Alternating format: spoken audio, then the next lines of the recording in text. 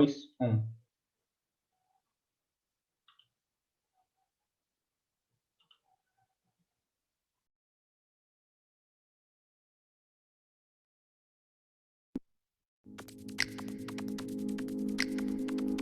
Somos a companhia que cria volume nos cílios e oportunidades nas vidas. Que combate estereótipos com uma mão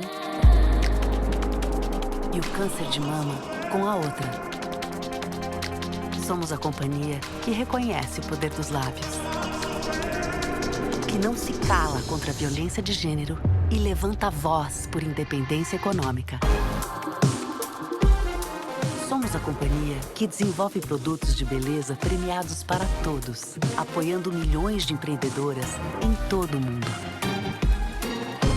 Nós somos a Avon, a companhia que há mais de 130 anos acredita na beleza, na inovação, na liberdade e, acima de tudo, nas mulheres.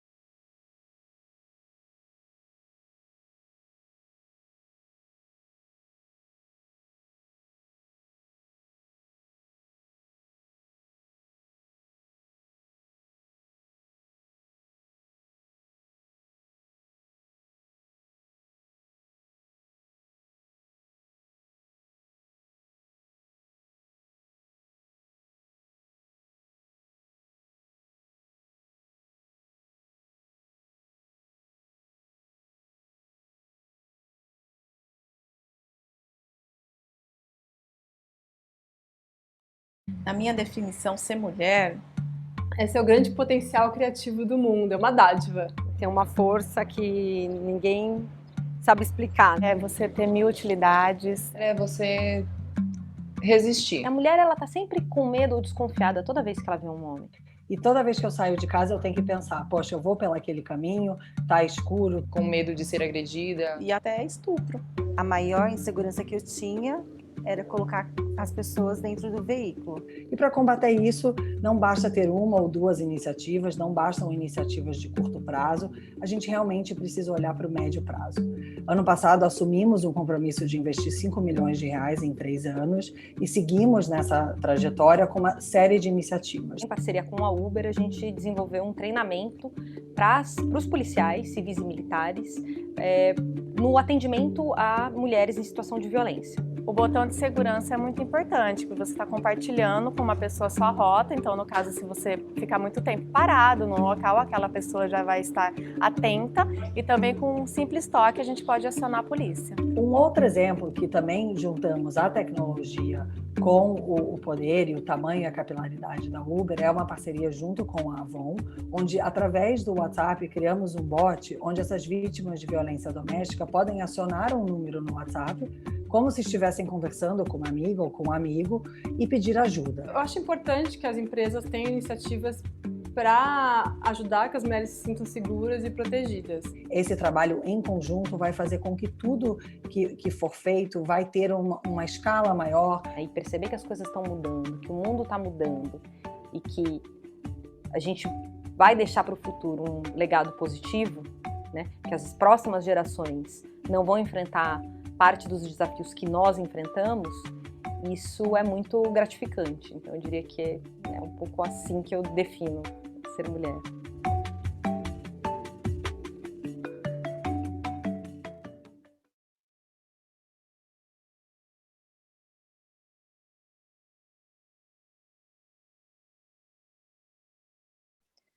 Boa tarde, pessoal. Dá um tempinho só para ver se está tudo funcionando com a conexão. Acho que está tudo certo, então vamos lá. Bom, começar me apresentando. Sou a Flávia Nemberg, eu sou gerente de políticas públicas na Uber.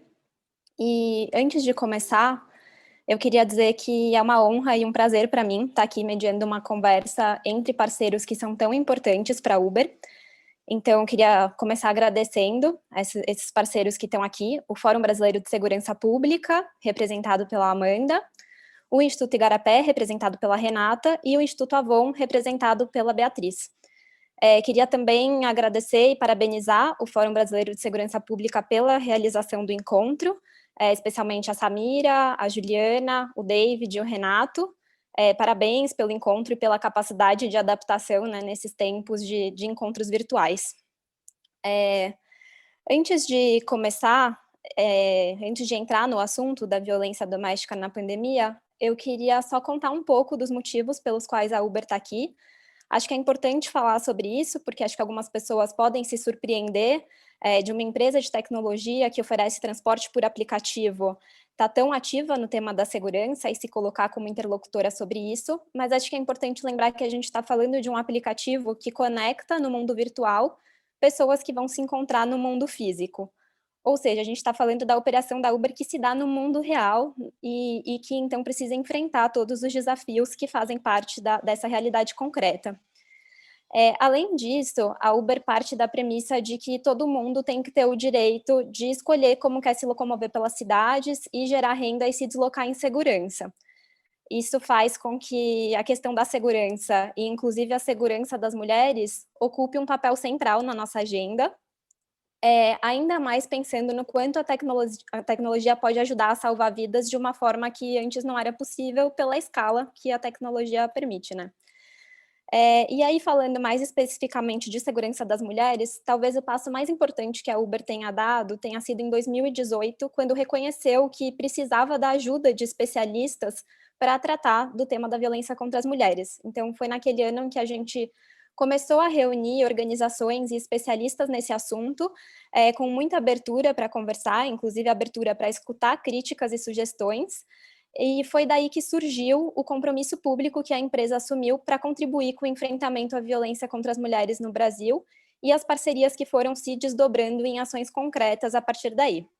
Então, só para dar alguns exemplos dessas parcerias, queria mencionar a pesquisa que a gente apoiou, que foi conduzida pelo Instituto Patrícia Galvão e pelo Instituto Locomotiva, que inclusive foi tema da mesa do encontro do Fórum do ano passado, que a gente participou, e era uma pesquisa sobre segurança das mulheres nos meios de transporte. E essa pesquisa ela trouxe um dado bastante alarmante, de que 97% das mulheres já foram vítimas de assédio em diferentes meios de transporte e que 46% não se sentem confiantes para usar meios de transporte sem sofrer assédio sexual. E aí, mesmo que o transporte por aplicativo tenha se saído comparativamente melhor, né, as mulheres se sentem mais seguras no transporte por aplicativo em comparação com os outros, mas de qualquer forma esses dados eles chamam a atenção para o fato de que as mulheres têm medo de sair de casa e não podem escolher livremente a forma como elas querem se locomover pelas cidades. Então, esse é um assunto bastante relevante para a gente. Outra parceria que a gente fez foi também com o Instituto Promundo, com o Podcast de Respeito, foi um podcast criado para motoristas parceiros, para conscientizar sobre a importância da igualdade de gênero e mais recentemente também do combate ao racismo e à LGBTQIA+-fobia. A gente também teve uma parceria com a Defende, a Rede Feminista de Juristas, para revisão dos nossos protocolos em casos de assédio e para treinamento da equipe de suporte que lida com esse tipo de caso. Como fórum, além de apoiar os encontros anuais desde 2018, a gente também ajudou a promover uma formação para policiais que atendem mulheres vítimas de violência, e inclusive essa formação resultou na elaboração de um manual que hoje está público, que ficou disponível para acesso de todo mundo recentemente.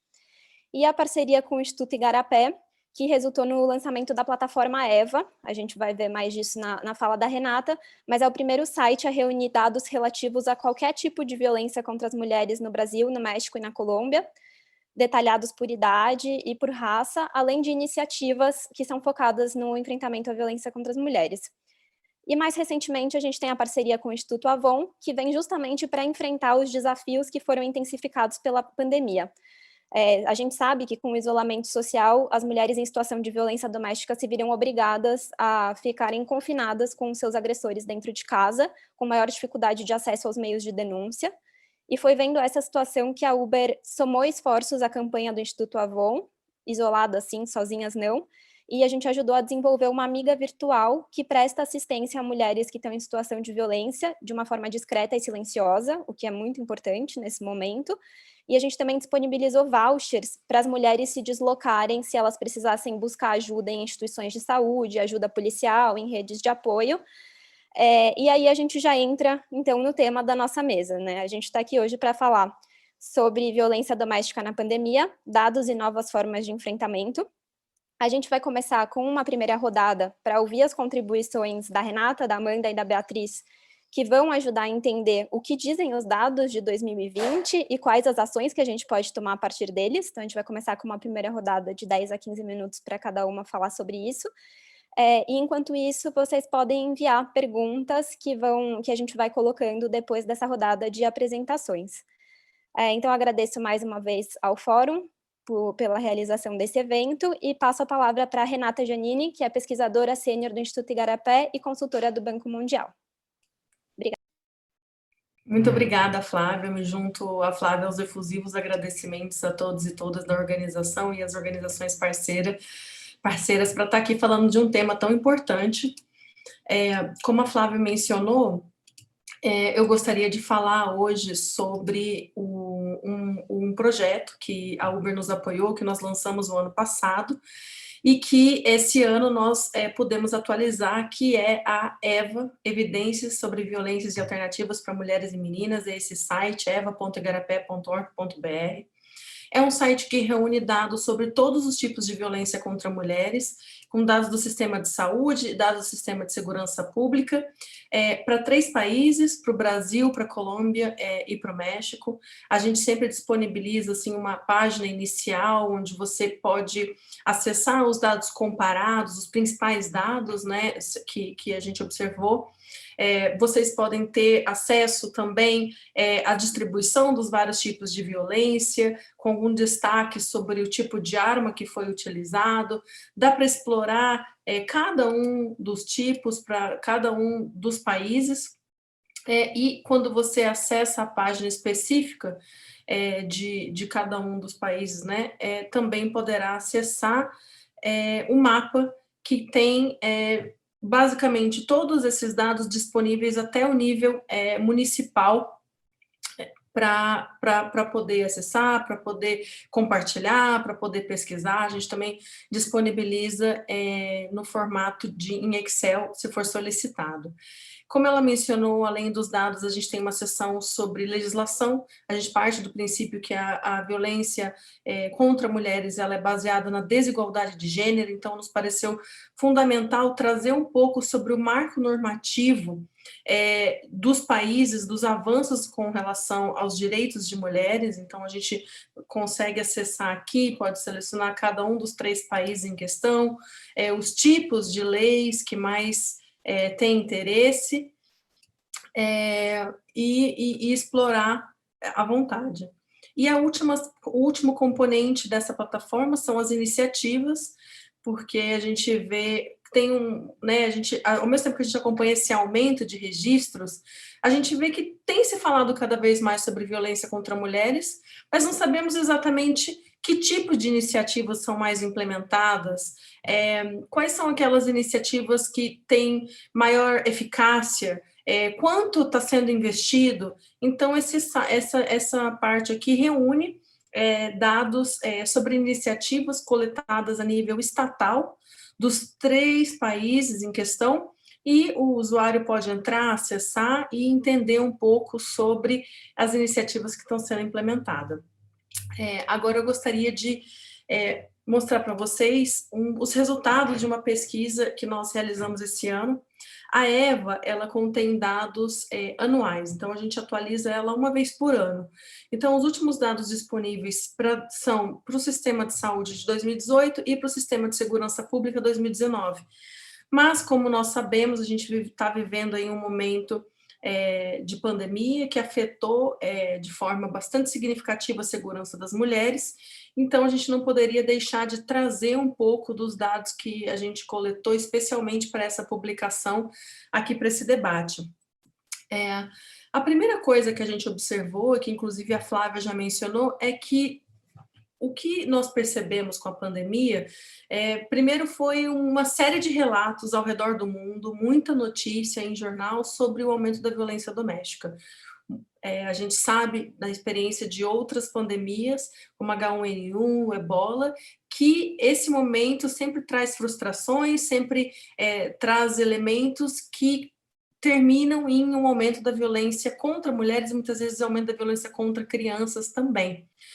Mas quando a gente olhou os dados no Brasil, a gente percebeu que teve um impacto no registro, e esse impacto no registro da violência não necessariamente mostra a realidade das mulheres brasileiras. Então, a gente observa, na verdade, que houve uma diminuição desses registros oficiais, os registros para a polícia. Vou falar um pouquinho sobre esses diferentes tipos de registro que a gente observou.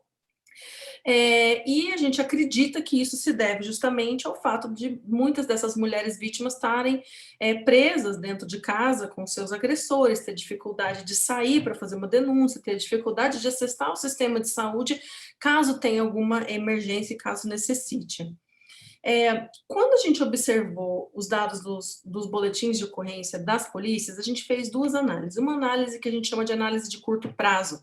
A gente comparou 3 períodos. O período exatamente anterior ao isolamento social, o período do isolamento social e quando inicia a flexibilização, que sabemos que cada estado foi de uma forma diferente, foi um pouquinho em momentos diferentes, mas a gente colocou mais ou menos ali junho. Essa análise de curto prazo, ela mostrou que, durante o período de isolamento social, todos os indicadores tiveram queda no registro, absolutamente todos, menos o de feminicídio.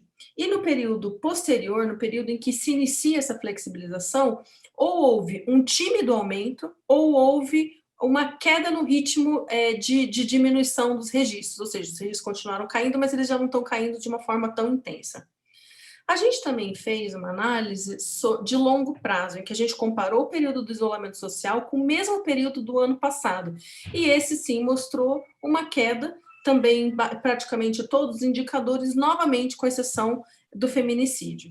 Eu vou mostrar para vocês bem rapidamente um pouco mais os detalhes dos resultados dessa pesquisa. Então, como eu mencionei, o feminicídio ele teve um aumento de 6% no período do isolamento social, e depois, quando se iniciou a flexibilização, a gente observou uma diminuição nesses registros. Porém, a análise de longo prazo, ela mostrou para a gente um aumento de 16% nos casos de feminicídio com relação a 2019. Se vocês observarem, né, o gráfico, né, a linha laranja, amarela aqui é 2020 e 2019 está em roxo, são tendências praticamente opostas de um ano para o outro, e isso realmente chama bastante atenção. Colocamos aqui alguns destaques para os estados. O homicídio, no entanto, e eu queria destacar uma questão que a gente coletou dados da Secretaria de Segurança, nem todas as Secretarias de Segurança disponibilizou dados, então a gente tem dados de 18 estados, mais ou menos. Os homicídios seguiram uma tendência geral um pouco diferente, apresentando queda em todas as análises que a gente realizou. No entanto, tiveram alguns estados que apresentaram tendências similares à do feminicídio, com aumentos no período de isolamento social ou na análise de longo prazo. E para mostrar para vocês, só para mostrar, né, rapidamente um pouco dos outros indicadores. Aqui a gente usou a ameaça para contabilizar a violência emocional, a violência psicológica. Como eu mencionei no início, observamos uma queda durante o isolamento social, uma queda no período de flexibilização, e a análise de longo prazo também mostrou uma queda geral dos indicadores. Deixei destacado aí para vocês os principais números. Com relação à lesão corporal dolosa, a gente observou a mesma tendência, inclusive com quedas muitas vezes até superiores, deixando aí sempre o gráfico, lembrando que o amarelo é 2020 e o roxo é 2019. O estupro, a gente tem também a mesma tendência. A violência moral, ela apresentou um ligeiro aumento no período de flexibilização. Eu pus a violência moral porque a gente combinou 3 indicadores aqui, injúria, calúnia e difamação. E com relação à violência patrimonial, a gente conseguiu dados de somente 4 estados sobre supressão de documentos com base na Lei Maria da Penha, e a tendência nos 4 estados foi mais ou menos similar. A gente observa uma queda durante o período de isolamento social, um aumento ou uma diminuição no ritmo de queda no período de flexibilização, e análise de longo prazo mostrando aí sempre uma diminuição. Qual que é a nossa principal conclusão? Como eu já tinha mencionado, a pandemia ela teve esse impacto no registro. E o que é mais preocupante é que esse registro, eles ainda, né, pelo menos até a última data de registro que nós conseguimos obter das secretarias, eles não voltaram aos patamares anteriores. Então, nós estamos falando de um tipo de violência que já é bastante silencioso e que tornou-se ainda mais durante a pandemia. Por essa razão, a gente procurou olhar outros tipos de indicadores, mas a maioria deles seguiram a mesma tendência. Então, medidas protetivas a gente pegou de 4 estados somente, com exceção de São Paulo, que teve um aumento das medidas protetivas deferidas ali durante o período de isolamento social. Os demais estados tiveram quedas. Porém, quando a gente observa descumprimento de medidas protetivas, a gente observou sim que tem um aumento geral dos 13 estados que nos forneceram dados de até 51% durante o período de isolamento social, mas a análise de longo prazo mostrou também uma queda geral, e aqui a principal razão é porque o estado de São Paulo teve um aumento bastante significativo e acabou puxando a média de todos os estados para cima. No entanto, esse dado aqui é bastante significativo, as chamadas 180. No caso das chamadas 180, sim, nós observamos um aumento com relação a 2019 bastante significativo em todos os estados do Brasil, com exceção do Mato Grosso do Sul. Inclusive, quando a gente observa dados internacionais de outros países falando sobre esse período da pandemia, a gente observa que a maior parte dos países que estão falando sobre esses aumentos, eles estão falando em aumentos de chamadas a esses tipos de atenção, como a chamada 180 aqui no Brasil dá. Quando a gente olha os dados que são dados coletados pela polícia, observamos internacionalmente países que reportam aumentos, países que reportam diminuição, como no caso do Brasil. Então, ali a gente precisa trabalhar muito melhor a forma como os dados sobre violência contra mulheres são coletados durante a pandemia. Então, para finalizar, eu queria chamar atenção para esses pontos aqui. A gente precisa entender muito melhor como a segurança das mulheres tem sido impactada durante a pandemia. Vai ser muito importante pesquisas de vitimização no futuro, já que os dados oficiais eles estão realmente deixando a desejar. As linhas de atendimento de denúncia são um caminho muito importante para a gente ter noção dessa realidade das mulheres. A gente viu, através dessa análise do 180, que houve esse aumento e que as mulheres de alguma forma conseguiram acessar esse serviço. Existem estados que possibilitaram boletins de ocorrência online, então a gente precisa entender um pouco melhor como melhor publicizar esses boletins de ocorrência, como trabalhar melhor com esses boletins de ocorrência de forma que os registros da polícia continuem crescendo, voltem e até superem os patamares anteriores, porque a gente sabe que a violência contra mulheres ela é subnotificada. E precisamos aí trazer medidas de conscientização sobre os riscos ligados à violência doméstica durante um momento de isolamento social, quais são os fatores que acabam contribuindo para esse aumento e, finalmente, reforçar as campanhas de enfrentamento à violência doméstica. Eu fico por aqui, eu deixo o meu contato para quem tiver alguma dúvida, quem queira saber um pouco mais sobre essa pesquisa ou sobre a EVA, e, por favor, deixa aí o site para todos acessarem, eva.igarapé.org.br. Muito obrigada. Muito obrigada, Renata. Excelente ver esses dados. Acho que o levantamento ficou muito bom, ajuda muito a gente a entender o que está acontecendo nesse período de pandemia. Eu vou passar a palavra agora para a Amanda Pimentel, que é pesquisadora do Fórum Brasileiro de Segurança Pública.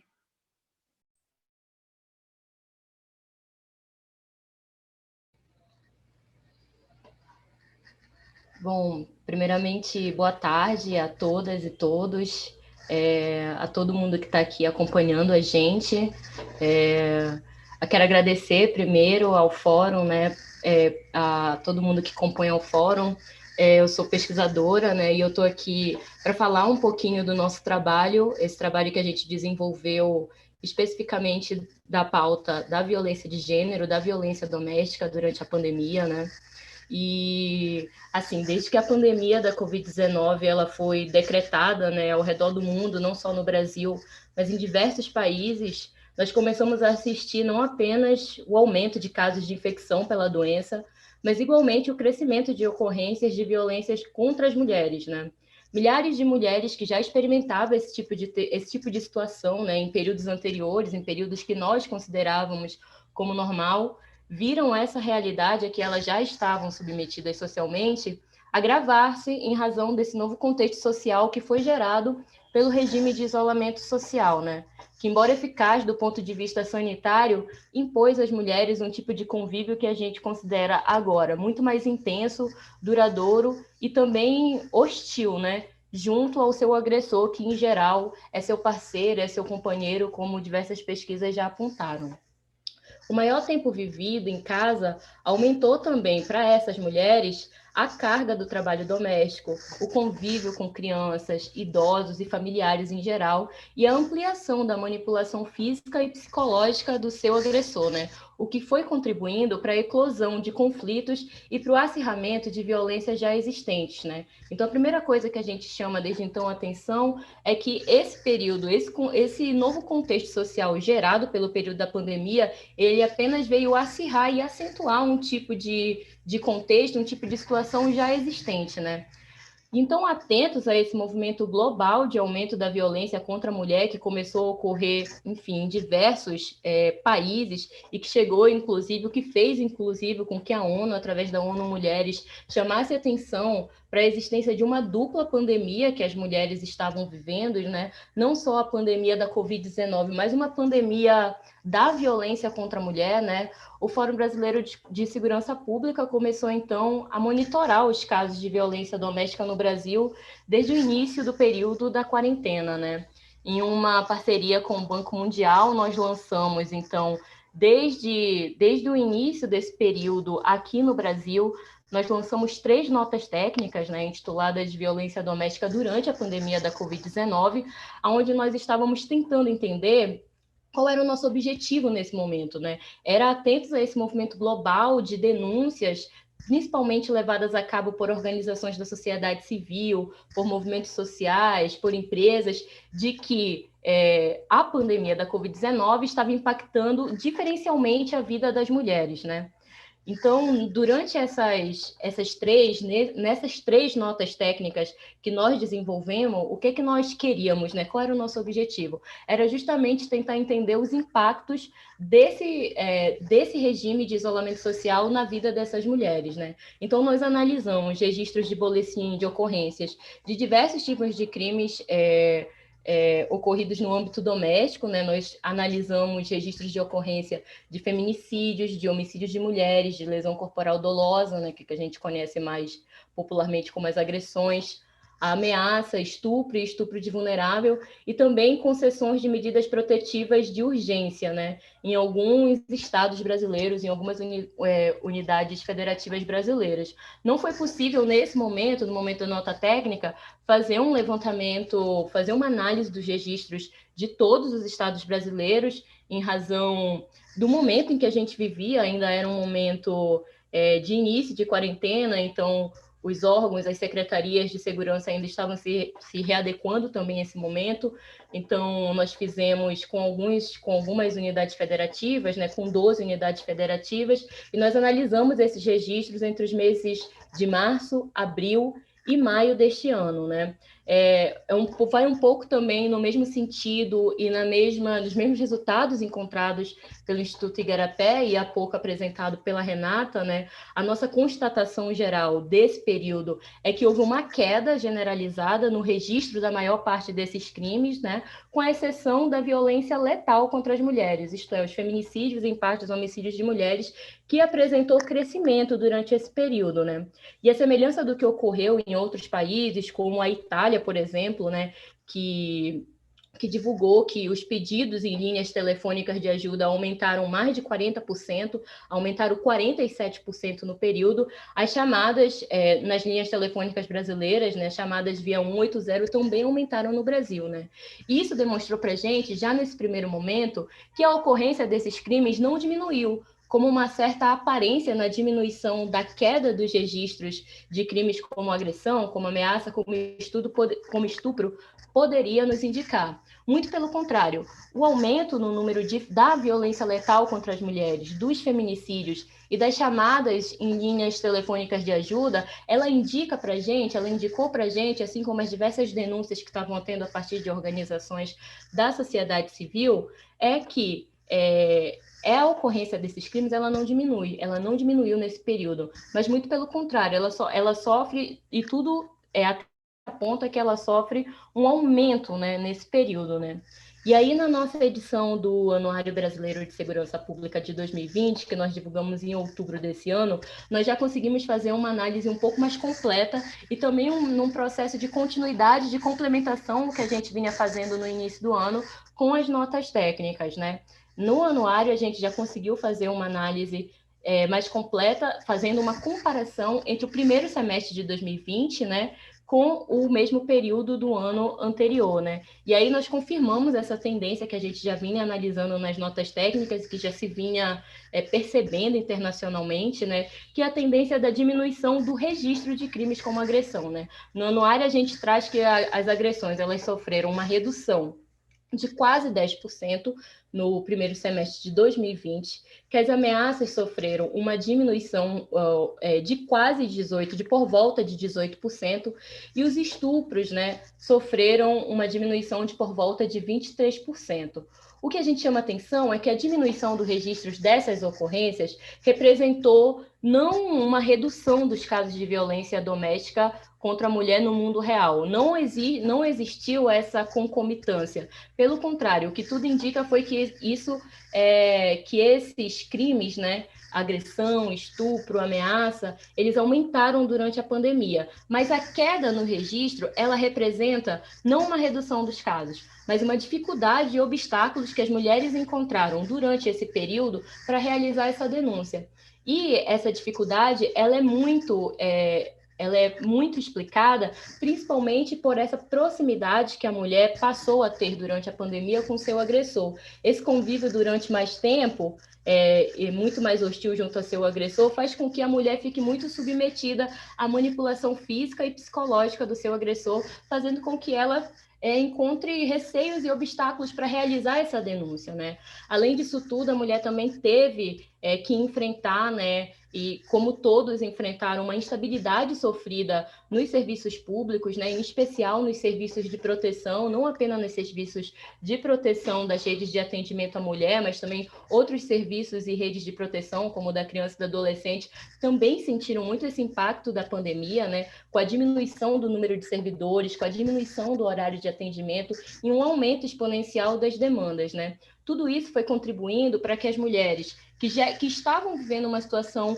muito difícil, que estão vivendo uma situação muito difícil dentro de casa, encontrassem uma série de obstáculos para fazer essas denúncias, e isso se refletiu na queda no registro dessas denúncias, não em uma diminuição desses casos.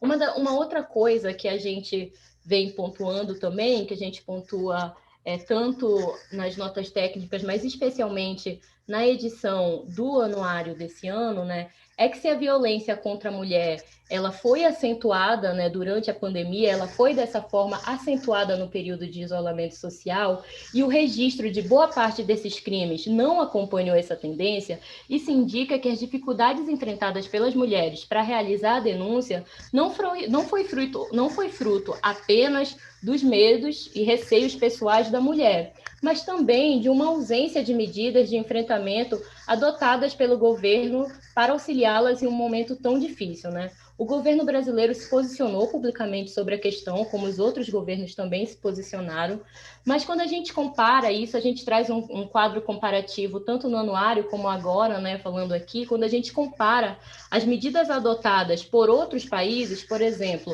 países europeus e mesmo latino-americanos, como a Espanha, a França e a Argentina, criaram abrigos temporários para que mulheres cumprissem, não apenas para que elas se afastassem do seu agressor durante esse período, mas que elas pudessem cumprir de forma segura a sua quarentena.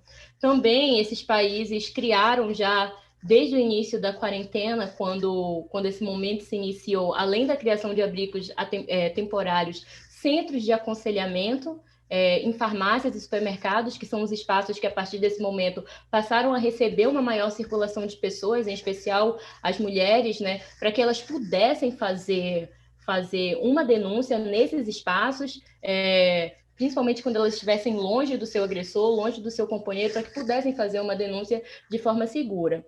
O governo brasileiro se posicionou publicamente sobre essas questões, mas as medidas adotadas aqui no Brasil, quando comparadas a outros países, a gente vê que as iniciativas não seguiram essa mesma tendência, né? As medidas anunciadas pelo governo brasileiro, elas estiveram muito mais voltadas à expansão de canais de denúncia, como, por exemplo, a criação de um novo aplicativo de denúncias, o Direitos Humanos Brasil, campanhas e recomendações gerais sobre a atuação das redes de proteção à mulher, que, apesar de serem medidas importantíssimas, são medidas importantes no que diz respeito ao acesso, à ampliação dos canais de denúncia, né? Mas elas foram medidas que não apresentaram saídas tão concretas e imediatas à situação, como a gente viu em alguns países europeus, como França, como Itália, como Espanha, e países latino-americanos, como a Argentina também, que adotou esse tipo de medida, né? Então, a expansão desses canais de denúncias, lançamentos de cartilhas, promoções de campanhas, embora muito importante, né, eles não tiveram o mesmo impacto imediato de que as medidas, né, anteriormente citadas, ainda mais em um país como o Brasil, né? Nós do Fórum, através, enfim, das publicações, do Atlas, do Anuário, a gente vem demonstrando consistentemente que o perfil das mulheres que são vítimas de violência no Brasil é um perfil bastante delimitado. Em geral, são mulheres pobres, negras, e esse perfil de mulheres, eles demonstram que em geral, aponta o perfil das mulheres que são vítimas de violência, aponta para a limitação que elas encontram, elas possuem limitações do uso e do acesso a recursos materiais, né, como celulares e internet. E essa posição social que elas ocupam, esse perfil que elas possuem, isso indica, então, que elas têm uma maior dependência de serviços públicos que, a nosso ver, deveriam ter sido mais priorizados neste momento, né? Acho que para finalizar aqui a minha fala, que eu já estou bem no tempo, dizer que foi basicamente isso que a gente fez, né, nesse primeiro semestre de 2020, né, tentando entender os impactos da pandemia na vida das mulheres, né, e o acirramento dessas situações. Então, eu agradeço, fico aberta para o debate depois e passo a palavra para a próxima palestrante. Obrigada, Amanda. Acompanhei as publicações do Fórum ao longo do ano e acho que foi super importante conseguir acompanhar o que estava acontecendo enquanto as coisas aconteciam. É uma produção muito rica que o Fórum disponibilizou ao longo do ano. Eu vou passar a palavra agora para a Beatriz Acioli, que é doutora e mestre em Antropologia Social pela Universidade de São Paulo, consultora, pesquisadora e especialista em violências contra mulheres e atualmente é coordenadora de pesquisa e impacto no Instituto Avon.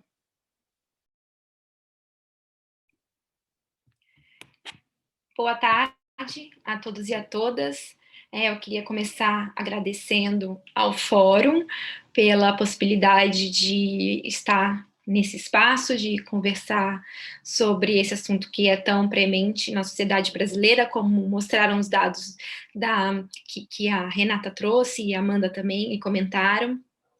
Meu papel aqui vai ser o de apresentar uma iniciativa pensada pelo Instituto Avon e colocada em prática com as parcerias do Instituto e de que maneira a iniciativa social privada propôs soluções, ainda que emergenciais, estratégicas para se pensar a situação de mulheres que vivem em violência doméstica e familiar durante a pandemia. Então, agradeço ao Fórum, agradeço aos colegas panelistas e vou começar aqui a minha apresentação. Vamos ver se está tudo certo. Eu não estou podendo compartilhar a tela, eu preciso que alguém me... Ah, agora apareceu. Ok.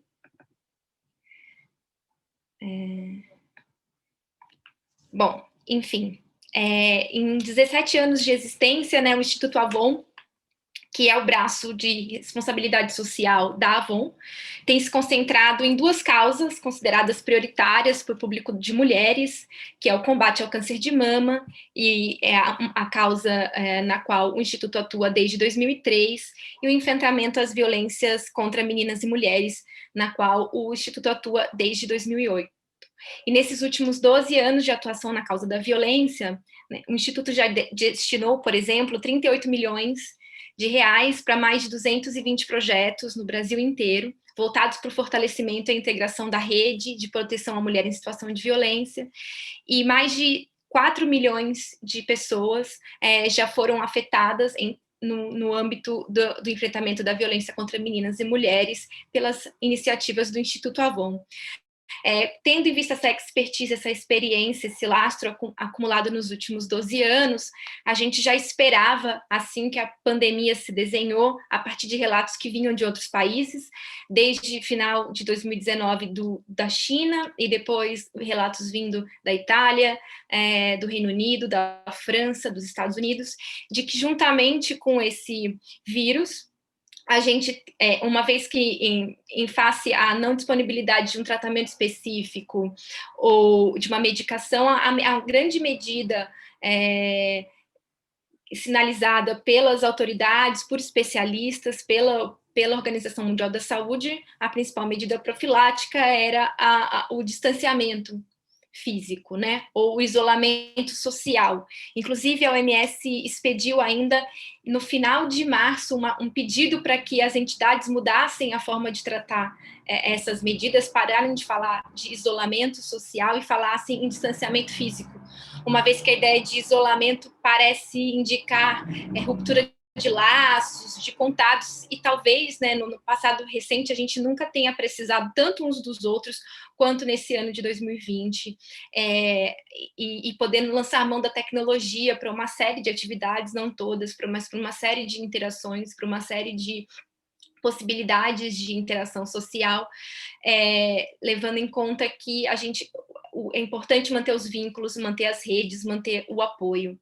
Né? Então, já sabendo que dentro de um cenário pandêmico mundial, em que a principal orientação era que as pessoas ficassem em casa ou tivessem sua circulação restrita, a casa não é um lugar de segurança para muitas mulheres e meninas. Nós que trabalhamos com o assunto da violência contra mulheres e meninas, sabemos que a casa, estrategicamente não o lugar de proteção, de harmonia ou de acolhimento. Ela é muitas vezes o lugar de risco, o lugar de violência, o lugar muitas vezes inclusive de morte. Então, já antecipando que essa onda chegaria no Brasil, o Instituto Avon começou a pensar de que maneira ele poderia atuar, pensando medidas estratégicas para colocar em prática durante a restrição de circulação e as diferentes formas de distanciamento que foram adotadas por diferentes governos, diferentes locais, diferentes contextos sociais. Né? Porque a violência contra as mulheres ela é um problema sistêmico e não há uma resposta eficiente que não seja em rede. Então, a gente olhou também para os nossos parceiros, para as nossas parcerias institucionais, para pensar uma forma colaborativa de agir. Por exemplo, uma questão muito importante, de maneira geral, quando se trata de violência contra meninas e mulheres no Brasil, é a dificuldade de mobilidade, né? Uma vez que a violência ela não ocorre no horário comercial, a maior parte das delegacias especializadas, por exemplo, elas estão abertas no horário comercial, é difícil se locomover pela cidade. Imagina uma mulher que passou por uma situação de violência, nem sempre o transporte público está disponível. Há muitas vezes a demanda para que as delegacias fiquem abertas 24 horas, mas não tem transporte 24 horas, então como é que as pessoas chegam nesses espaços, como é que as mulheres chegam nos espaços policiais? Então a gente... E pensando a pandemia, isso seria um problema ainda maior, com as restrições de contato, com a diminuição da disponibilidade de transporte público. Uma outra questão, e aí nós temos uma parceria com a Uber, que foi central nessa iniciativa que eu vou mostrar para vocês, e também pensar a tecnologia como uma aliada para um momento de dificuldade, esse momento que a gente vive no ano de 2020.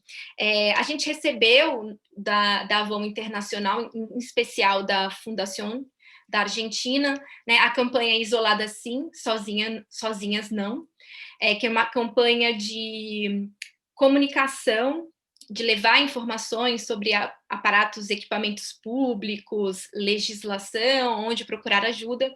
E em cima dessa campanha que a gente recebeu da Avon Internacional, a gente extrapolou e foi além, fazendo uma iniciativa que era baseada basicamente em 3 pilares, né?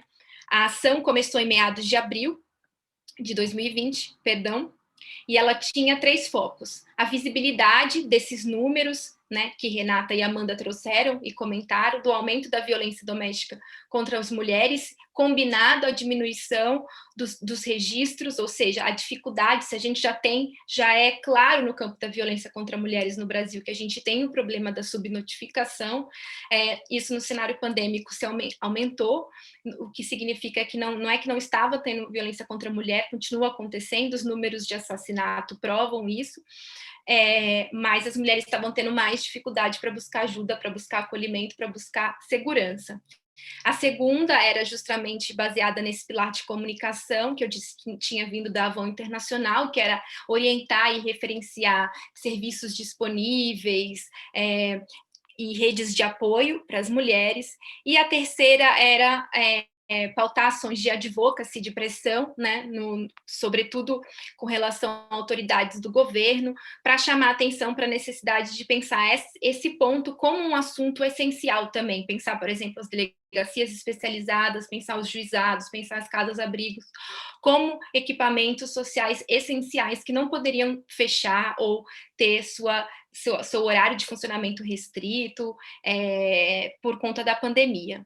Nós desenvolvemos, então, junto com alguns parceiros, entre eles a Uber, o IGPA, a Wieden Kennedy, que é uma agência de publicidade, a gente desenvolveu uma tecnologia, né, um bot, que a partir do WhatsApp, que é uma tecnologia muito usada no Brasil, um número de WhatsApp, as mulheres poderiam acionar esse número e conversar com esse bot, que direcionaria as demandas dessas mulheres para diferentes áreas, né, dependendo da necessidade específica.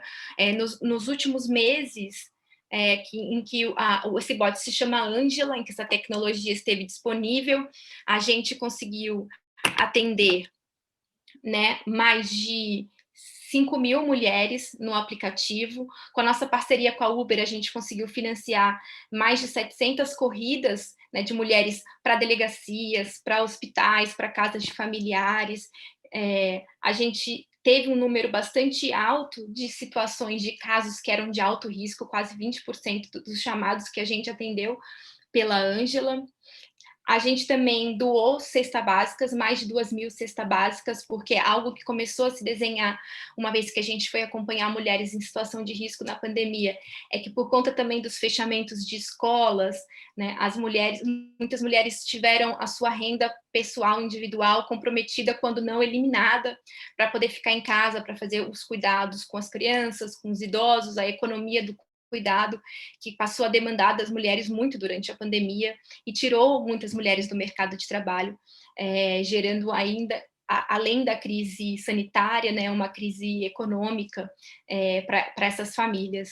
Então, doamos cestas básicas, conseguimos abrigar mais de 500 mulheres, né, em casas de abrigos, casas de passagem, em equipamentos adequados, e conseguimos, junto com uma parceria com a Psicologia Viva, que é uma rede de profissionais da área da psicologia, empreender mais de 3.000 atendimentos psicológicos. Aliás, algo que chama bastante atenção, eu vi que está ali nos números, inclusive, da EVA, que a Renata apresentou, a demanda muito grande no Brasil para o reconhecimento da violência psicológica como uma forma muito cruel de violação de direitos, e que é muito difícil que tenha escoamento dentro do sistema de justiça, dentro dos equipamentos de segurança pública, e, em especial, é muito difícil encontrar encaminhamento dentro da saúde pública, um serviço que o SUS disponibilize atendimento psicológico gratuito de qualidade para a população. Então, a violência psicológica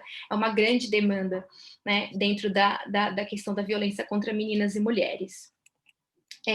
Nós já temos dentro da Avon um canal específico para nossas forças de venda. As revendedoras Avon, elas têm um número específico para os qual elas podem ligar, e elas contam com assistência à saúde, com assistência psicológica e apoio de informações, e nós disponibilizamos, né, para os casos mais graves, atendidos pelo bot, pela Ângela, esses serviços para mulheres que entraram em contato com essa tecnologia que a gente desenvolveu.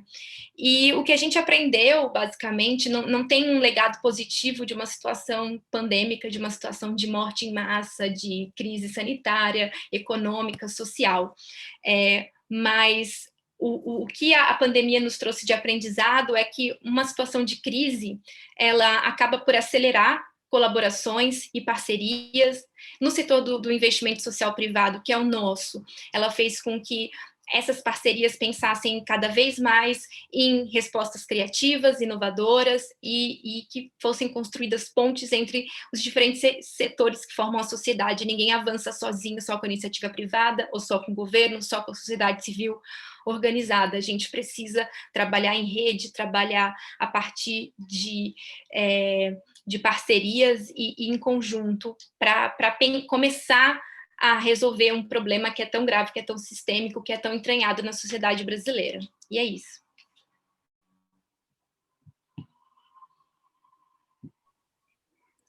Muito obrigada, Beatriz. Acho que foi excelente a sua apresentação. Acho que você passou por formas super importantes de diálogo e, como eu costumo dizer, de responsabilidades compartilhadas. Então, entendendo que todo mundo é responsável por enfrentar problemas complexos como a violência contra a mulher. A gente está falando de políticas públicas, de governo, mas também de responsabilidades da sociedade civil e das empresas. Agora a gente vai começar a abrir para debate, para perguntas. Eu vou começar fazendo uma pergunta que surgiu do público e vou aproveitar também para adicionar um questionamento. E aí eu vou começar essa pergunta direcionando mais para a Renata e para a Amanda, porque acho que tem a ver com as apresentações que vocês fizeram. Então, a pergunta é da Mariana, e ela pergunta, foi possível contemplar dados das 27 federações para realizar esse compilado? Uma problemática que ocorre acaba sendo a não padronização dos dados entre estados. Isso representou um problema na articulação dessas informações? E aí eu queria aproveitar para perguntar, porque acho que tem essa questão, né, da não padronização, mas tem uma questão relevante também de falta de acesso mesmo. E aí queria que vocês pontuassem um pouco como que tem sido obter acesso a essas informações, e diante das dificuldades de obtenção dos dados, quais são as alternativas, né? O que a gente pode fazer do ponto de vista metodológico para a pesquisa, mas também de um ponto de vista de cobrança mesmo, social, para a disponibilização de dados que hoje não estão públicos. Então, vamos começar com a Renata? Obrigada, Flávia. Não, essa pergunta realmente é fundamental. Eu vou começar comentando brevemente a saga da Eva, porque se vocês irem lá explorar, a gente, principalmente na parte de segurança pública, a gente tentou colocar todos os indicadores, né? Eu sei que para plataformas virtuais, às vezes, o melhor é simplificar, mas quando a gente fala de violência contra mulheres, a coisa já é tão subnotificada que a gente falou, vamos disponibilizar o máximo possível de informação, no nível mais granular possível para quem estiver fazendo pesquisa, para quem quiser conhecer, e foi muito difícil, porque a forma como os estados enviam informação para a gente, cada um envia de um jeito, não existe um órgão central, então você tem que fazer 27 pedidos via lei de acesso à informação, porque são pouquíssimos os estados que têm isso disponibilizado publicamente, de fácil acesso. Aliás, nenhum tem todos esses indicadores que a gente pediu com os marcadores sociais, que a gente também pede idade,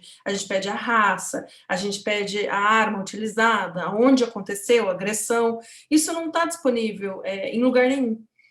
Você tem que solicitar, né? Alguns estados, como é o caso do Rio de Janeiro, o caso de São Paulo, tem vários estados que têm iniciativas muito boas, muito positivas de disponibilização de dados, e a gente espera que isso realmente se multiplique. Mas, no geral, isso não acontece, então é muito difícil padronizar esses dados, são meses e meses trabalhando com isso.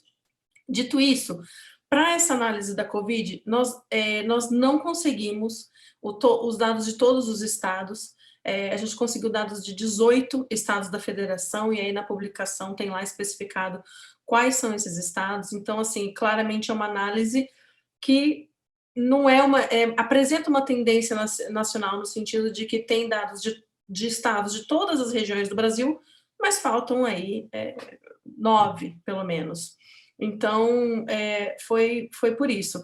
E com relação à padronização dos dados para essa análise, a gente utilizou média, que não está longe de ser ideal, mas foi um jeito para a gente poder comparar períodos diferentes. E também a gente acabou não utilizando todos os indicadores, porque ia ser muito difícil, selecionamos um indicador por cada tipo de violência. Então, fico por aqui, qualquer coisa, fico à disposição para outras perguntas. Bom, eu concordo com as dificuldades que a Renata pontuou, né? Todo mundo que trabalha com dados e informações vivencia esse tipo de dificuldade, né? E é um tipo de dificuldade que ela se acentua ainda mais porque a gente vive intensas desigualdades regionais também no Brasil, né?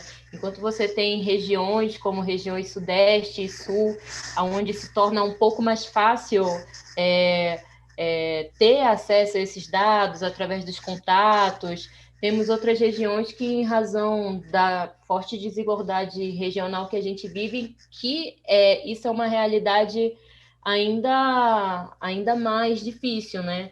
Nas regiões Norte, região Nordeste, a gente vê que ainda está sendo um processo o melhoramento da divulgação dos dados, do acesso aos dados, né? Uma das coisas também, e isso, inclusive, é uma das coisas que a gente pontua, por exemplo, da questão sempre, por exemplo, das questões de feminicídios, de esses dados do crescimento de feminicídios, isso, claro, muitas vezes acompanhado por um crescimento real, mas também por um melhoramento dos dados que algumas regiões, apenas a partir de agora, apenas muito recentemente, estão vivenciando, né? Quanto à pergunta se os estudos, se os compilados tinham abrangido todos os estados da federação, as notas técnicas não, né? Abrangeram apenas 12, e isso em razão do que eu já coloquei, mas que é interessante falar, né? Tanto pela dificuldade do acesso, mas também pela dificuldade ainda mais majorada que se sentiu durante o período da pandemia, né? Em especial no início. Todos os serviços e órgãos sofreram um processo de instabilidade e os contatos foram mais difíceis, né? E num curto período de tempo, para tentar fazer esse acompanhamento, o monitoramento dos casos, a gente fez num período apertado, né? A gente fez, assim, entendendo a necessidade de fazer isso em razão de tudo que vinha acontecendo internacionalmente, para entender o impacto disso nacionalmente, a gente fez num curto período de tempo e não conseguiu fazer para todos os estados, né? Em geral, para conseguir todos os estados, precisa aí de um espaço de tempo maior e muitas vezes, mesmo assim, não se consegue, né? No anuário, a gente já conseguiu fazer essa estimativa para o Brasil inteiro, e aí no anuário de 2020 a gente já traz os dados não só como da nota de março, abril a maio, mas de todo o primeiro semestre de 2020, fazendo comparativo com esse mesmo período em 2019, e aí vendo como os dados que eu apresentei, e também na mesma tendência do que a Renata apresentou, qual foi esse impacto nessas duas tendências, da diminuição dos registros, pelas dificuldades que as mulheres enfrentaram de fazer essa denúncia, e aumento da violência letal e também aumento um aumento real de casos, né? Obrigada, Renata e Amanda. Eu vou passar para a próxima pergunta. Na verdade, tem um comentário que foi enviado pela plateia que eu acho que é bem interessante, e aí vou acrescentar algo também nessa pergunta e direcionar para a Beatriz. A Adriane, ela comentou que é importante pensar também em mulheres que não têm acesso à internet para realizar essas denúncias. E aí eu queria pegar esse gancho, concordo com a relevância de pensar nisso, e ontem o Instituto Patrícia Galvão falou em uma mesa aqui no Encontro do Fórum, apresentando resultados de uma pesquisa, e um dos pontos desses resultados, né, inclusive a Beatriz estava lá, era sobre justamente o desconhecimento desse tipo de ferramenta, né, de aplicativos que ajudam a fazer denúncias. Então, muita gente, nas respostas a essa pesquisa, dizia que conhecia, mas não sabia dizer qual, ou não conhecia, e isso acho que aponta para um problema de acesso à internet e à tecnologia. E aí queria que você, Beatriz, comentasse um pouco do uso da tecnologia para esse tipo de recurso e como lidar com a falta de acesso. E também, Renata e Amanda, se quiserem comentar depois, fiquem totalmente à vontade. Obrigada, Flávia. O Brasil é um país extremamente desigual, né? Acho que antes de mais nada, a gente tem que pensar que mulheres não existem. Nós temos mulheres que também são atravessadas por uma série de outros marcadores sociais da diferença que vão sendo colocadas em situações de vulnerabilidade e desigualdades muito distintas. Talvez o que chame mais atenção num país que teve 4 séculos de escravidão é uma estrutura social extremamente racista, e a gente sabe que é mais provável estatisticamente que uma mulher negra seja assassinada em circunstâncias de violência de gênero do que uma mulher branca. Nós temos questões referentes à classe, à geração.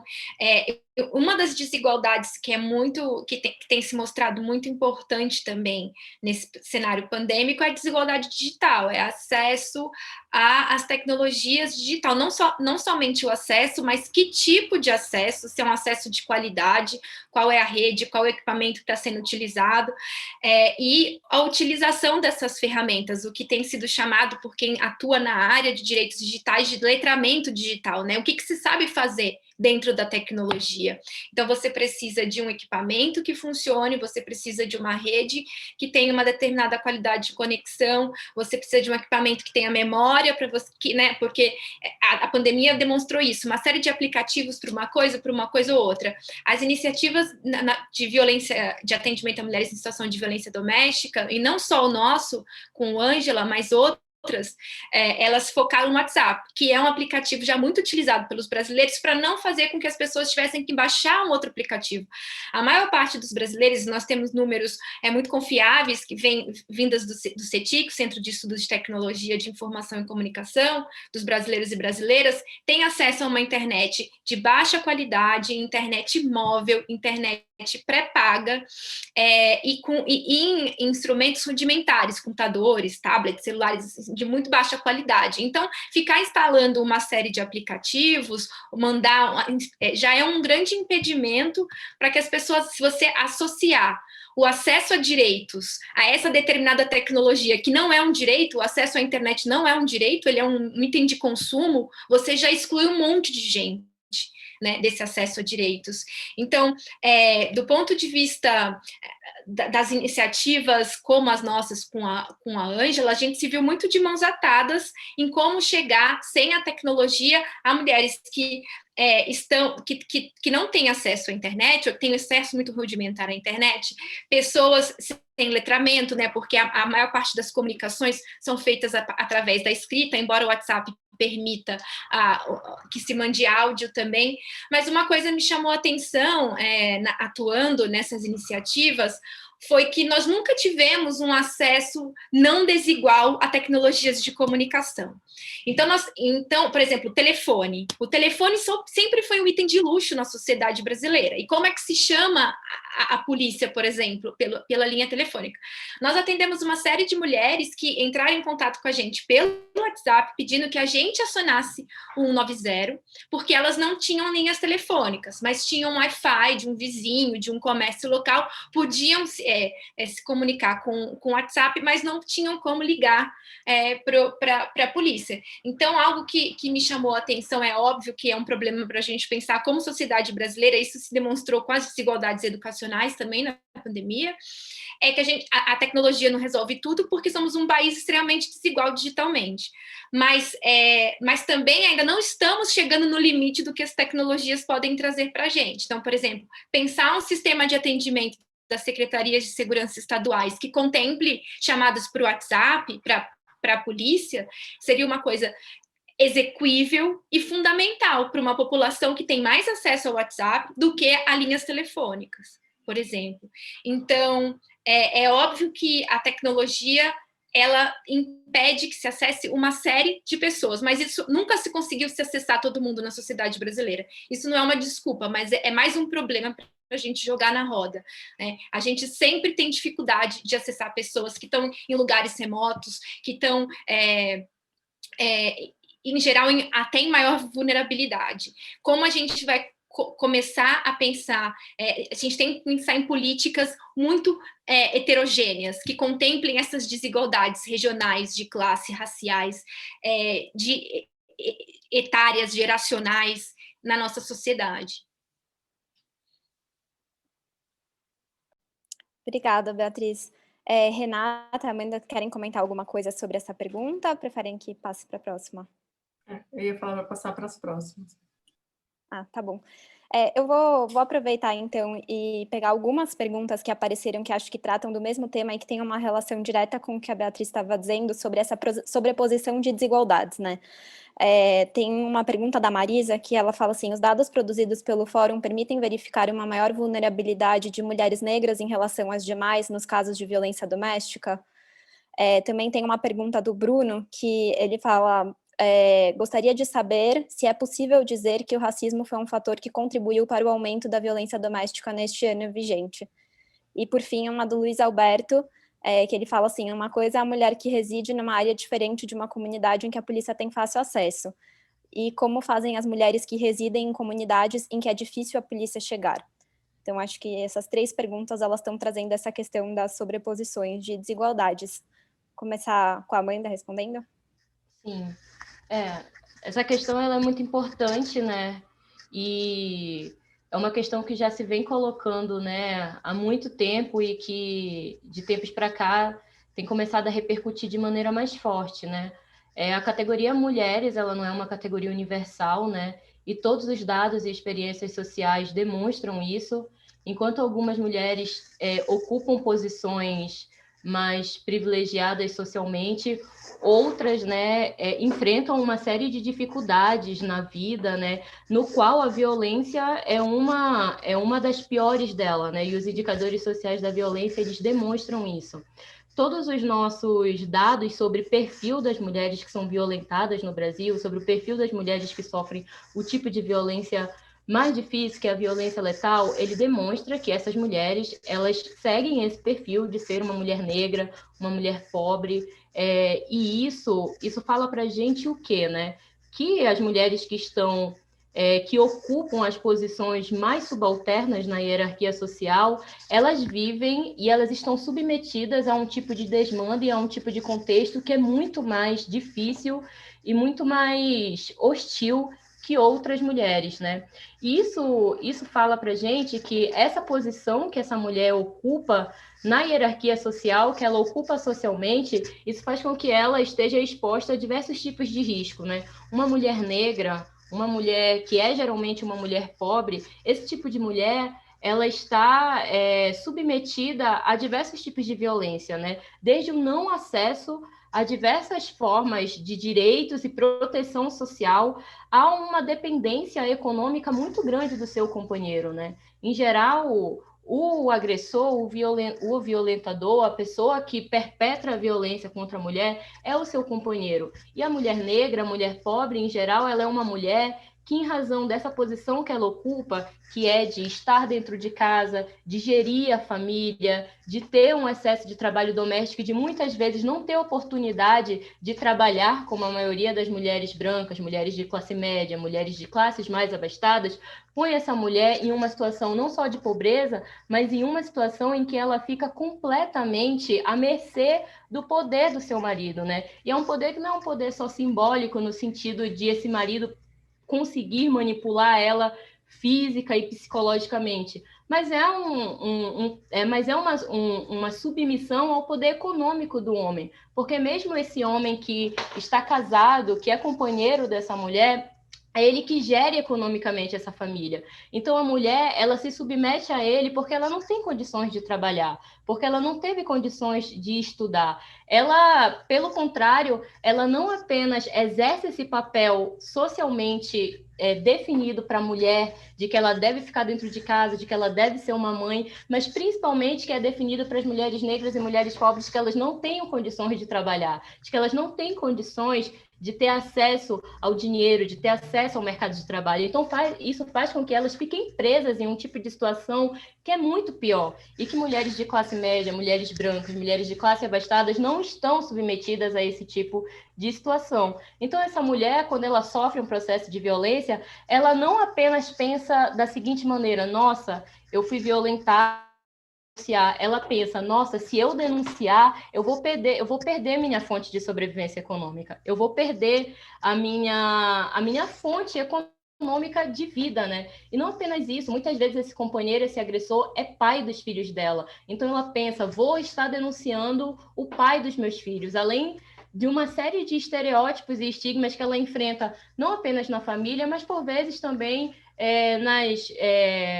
dentro dos órgãos ou dentro dos lugares em que ela deveria encontrar a proteção adequada, né? Então, quando a gente fala que, por exemplo, que o racismo, que a pobreza, ele estrutura essas relações, é porque ele coloca essa mulher em um tipo de posição que aprende, não apenas simbolicamente, no sentido dela ser desigual em relação ao seu homem, ao seu companheiro, ao homem que ela chama de companheiro, mas porque ela depende economicamente dele. Então ela fica muito mais presa nesse sentido e fica submetida aos diversos desmandos físicos, psicológicos que esse homem pode fazer com ela, né?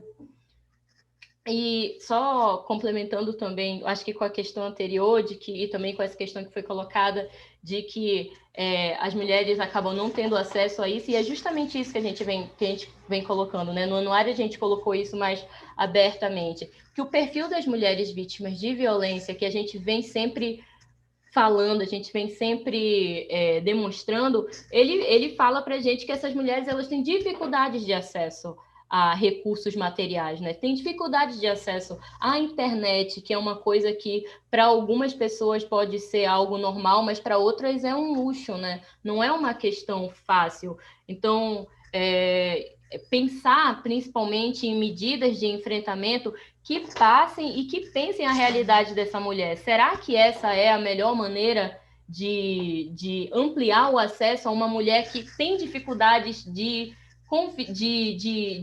acessar isso, de ter acesso a isso? Então, essas coisas, enfim, são essas coisas que a gente coloca, né? Obrigada, Amanda. Renata ou Beatriz, vocês querem comentar essas perguntas também?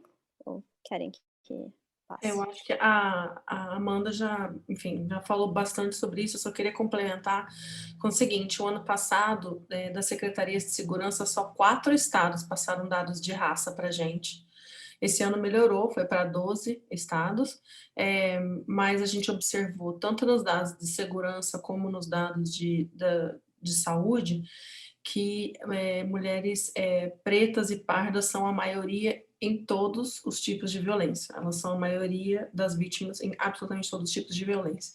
No caso dos indicadores específicos, ameaça, né, a gente fez uma análise para o único estado que tinha dado os dados de raça completos, enfim, para todos os indicadores, que foi o Rio de Janeiro. E nesses casos a gente observou que tem alguns indicadores que as mulheres brancas eram a maioria, eram os tipos de violência, ameaça, injúria, calúnia, difamação. Isso vai muito ao encontro do que a Amanda estava falando sobre a questão da denúncia para uma mulher preta e parda, que vai fazer uma denúncia, não é simplesmente fazer uma denúncia sobre o tipo de violência que ela sofre, mas num contexto de racismo estrutural em que, enfim, a população negra sofre vários outros tipos, maioria dos encarceramentos, etc. Tem uma série de outros tipos de considerações que essas mulheres fazem antes de denunciar. Então, já vou fechar. A gente observou também que houve um aumento de todos os tipos de violência contra todas as mulheres, mas o aumento de violência contra mulheres negras foi muito maior do que o aumento da violência contra mulheres brancas.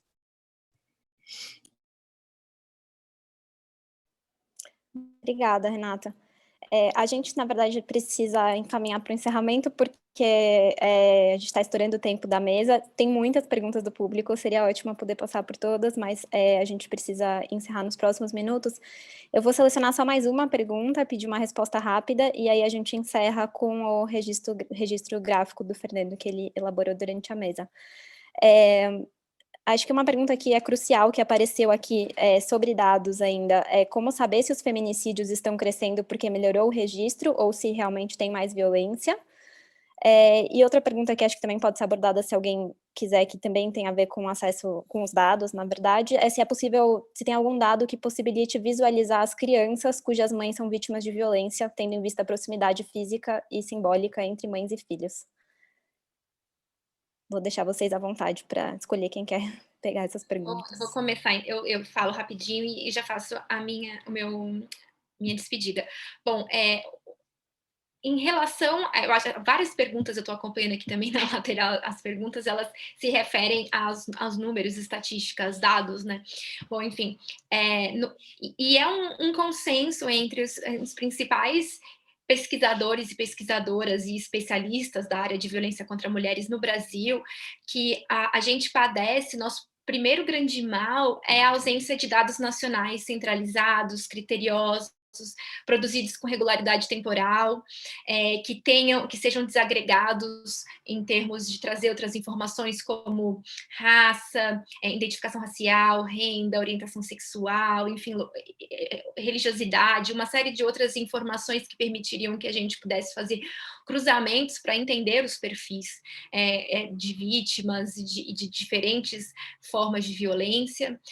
O que a gente tem hoje no Brasil muitos números sendo produzidos de forma muito fragmentada, com poucos elos de cooperação e de criação, e pouca cientificidade e rigor na produção desses números, o que faz com que seja bem difícil a gente conseguir fazer análises de transformação, análise de manutenção temporal. A gente tem vários retratos, eu costumo dizer que a gente tem várias polaroides que juntas não fazem um filme. A gente não consegue produzir imagens em movimento. Os relatos da Amanda e da Renata só mostraram, né? A gente só conseguiu de tantas secretarias de segurança, a gente, quando conseguiu, não consegue dados desagregados. É lógico que, bom, a tipificação de feminicídio, ela é criada em 2015, ela ainda é uma questão para ser colocada em prática. O registro do feminicídio tem sido sofisticado, mas a gente já conseguia olhar entre pessoas assassinadas assassinadas, as circunstâncias do assassinato, que se tratava de uma mulher assassinada em decorrência do seu gênero, que se tratava de uma mulher quase que geralmente assassinada em circunstâncias de violência doméstica familiar ou sexual, Então, uma coisa que nós podemos falar, pensando que isso aqui é um espaço para se discutir segurança pública, é que não existe política pública sem orçamento, mas também não existe política pública sem informação.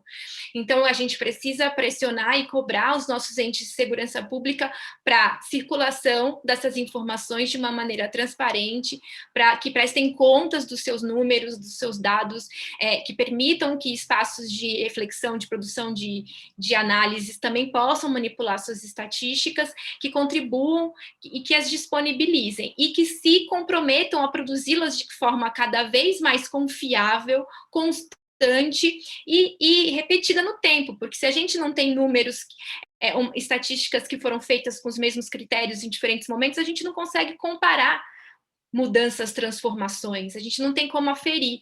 Então, talvez o meu apelo fique aqui a quem estiver dentro da área de segurança pública, a importância da transparência, da confiabilidade dos dados e de que se agregue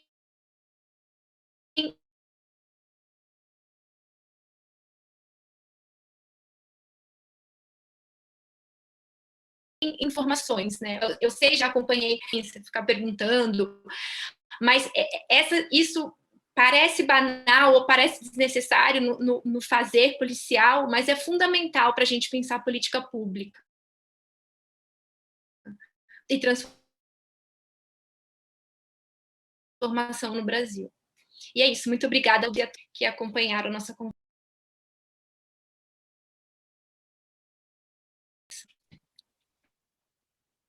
Obrigada, Beatriz. Vou dar mais um minutinho, o desafio aí de 2 minutos para cada uma, para a gente conseguir cumprir o horário e ver o registro do Fernando daqui a pouco. Enfim, então, só agradecer efusivamente, novamente. A questão do feminicídio, de fato, né, fica um corpo para trás, mas muitas vezes eles são classificados como homicídio, então a gente observa que tem sim melhorado esses registros, por isso que a gente está sempre olhando o homicídio, o feminicídio e as características envolvendo o homicídio para determinar se por acaso foi um companheiro, onde foi, para ajudar nessa determinação. Eu vi uma pergunta sobre DataSUS é saúde, quem coloca se é feminicídio ou não é a polícia, então esse dado vem da segurança pública. E eu vi também uma pergunta sobre São Paulo, eu acho que é fundamental começar a olhar também para esses estados que disponibilizaram o boletim online, qual que é o comportamento dos dados e se houve impacto. No caso de São Paulo, eu olhei rapidamente, a gente não conseguiu todos os dados de São Paulo, porque São Paulo não enviou, eu só peguei o que tinha online, e observei que no período de flexibilização foi um dos estados que mostrou um aumento, mas na análise de longo prazo, sempre queda em todos os indicadores. Mais uma vez, muito obrigada. Queria também, só para finalizar, que a gente já está com o tempo estourando, agradecer pela oportunidade de falar aqui nessa mesa, né? Acho que o tema da violência contra a mulher e todas as nuances e as questões que são relativas a elas é um tema muito importante, né? É um tema que cada vez mais nós lutamos para que ele tenha cada vez mais espaço e relevância dentro do ramo da segurança pública, né? Então, agradecer pelo espaço que está sendo dado, né, pelo fórum, não só essa mesa, mas outras mesas também com o tema da violência contra a mulher. Agradecer a Flávia, a Renata, a Beatriz por essa mesa. Eu fiquei muito feliz com a mesa, acho que foi uma mesa muito boa, e a todo mundo que está contribuindo, que contribuiu com perguntas, né? E dizer que acho que a gente não conseguiu responder, amanhã ainda tem mesa de violência contra a mulher, não somos nós, mas só para avisar, né? E aí, quem sabe, colocar essas perguntas também, mas muito obrigada. Excelente, obrigada. Realmente, muitas perguntas ficaram, a gente não conseguiu passar por todas, a gente não deu conta, mas estou à disposição, todo mundo está à disposição para responder futuramente. Queria agora compartilhar o registro gráfico do Fernando. Eu vi nos outros dias, os registros ficaram excelentes, e queria ver o dessa mesa, Fernando. Claro, vou compartilhar. Vamos lá.